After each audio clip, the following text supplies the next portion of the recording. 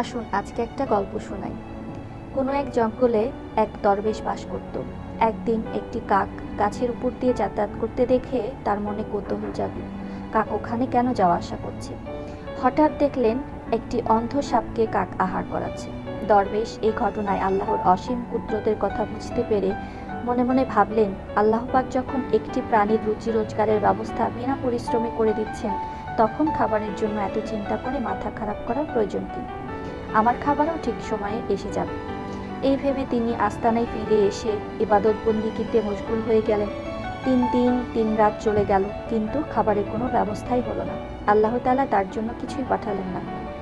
অবশেষে তখনকার নবীকে আল্লাহ তাআলা দরবেশের কাছে পাঠালেন। নবী এসে দরবেশকে বললেন, তোমার শক্তি সামর্থ্য রয়েছে, তুমি কেন নিজেকে দুর্বল অন্ধ সাপের সাথে তুলনা করছো? তোমার উচিত অন্যের বোঝা না হয়ে অন্যের উপকার করা। দরবেশ তা